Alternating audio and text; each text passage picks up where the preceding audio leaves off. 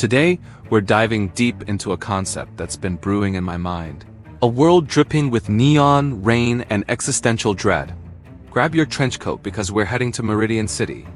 Picture this. It's the 1980s, but not the one you remember. This is an alternate reality, a sprawling metropolis named Meridian City. The skyscrapers here don't just scrape the sky. They pulse with a strange ambient light. This light isn't powered by coal or nuclear energy.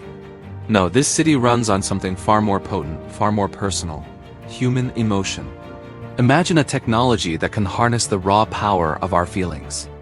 Joy, sorrow, anger, fear, they're all converted into clean, efficient energy that powers every facet of life, from the hovercars gliding between buildings to the holographic advertisements flickering in the perpetual twilight.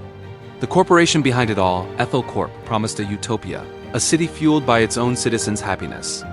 But as with all grand promises, there's a dark underbelly. The wealthy can afford to live in a state of curated bliss, their positive feelings contributing to their luxurious lifestyle.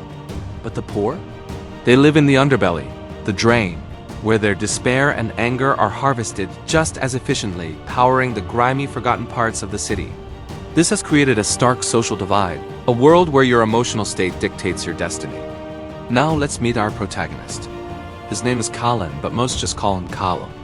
He was once a brilliant detective, known for his uncanny ability to read people, to feel the emotional echoes at a crime scene. He was a rising star in the Meridian City Police Department. But that all changed during the resonance cascade, a catastrophic failure during an experimental Ethel Corp procedure designed to amplify positive emotions. Kalen was at ground zero. The experiment didn't just fail, it backfired spectacularly. Instead of amplifying his emotions, it cauterized them.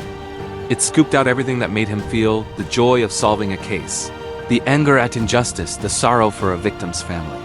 He was left a hollow shell, a man who understands emotion intellectually but can no longer experience it. He sees the world in grayscale while everyone else lives in vibrant emotional color. He's a ghost in a city powered by the very thing he lost. Forced to leave the force, Kalen now works as a private investigator, operating out of a cramped office overlooking the rain-slicked streets of the drain. His emotionless state, once his curse, has become a twisted kind of tool. He can navigate the most emotionally charged situations with a chilling detachment, making him uniquely suited to the city's darkest corners. He's a walking anachronism, a classic noir detective in a high-tech, emotionally volatile world. And he's about to get the case of his life. A new phantom-like criminal is haunting Meridian City. They don't steal money or jewels. They steal something far more valuable: joy. The victims are left in a state of profound apathy, their happiest memories and their capacity for happiness surgically removed, leaving them as empty as Kalen himself. The media has dubbed this thief the joy thief. The police are baffled.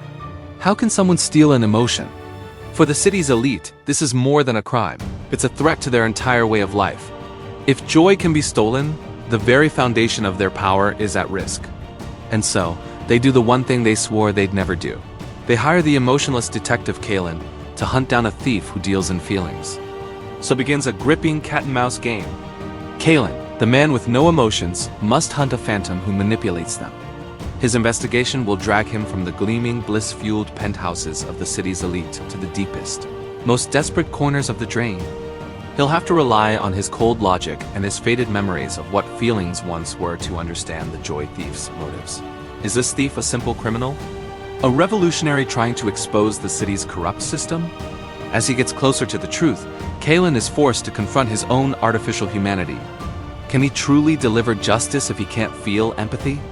What does it mean to be human in a city that treats humanity as a power source? He'll need to navigate a web of corporate espionage, as Ethel Corp has its own dark secrets about the emotion-based energy and the resonance cascade. He'll encounter femme fatales who use emotion as a weapon, and desperate informants living in fear of having their last spark of hope harvested. Every clue brings him closer not just to the thief, but to the horrifying truth behind Meridian City and his own condition. In a world that commodifies feelings, what is the value of real, unharnessed emotion? Kalen represents the ultimate endpoint of this suppression. A man made perfectly logical and efficient, but at the cost of his soul.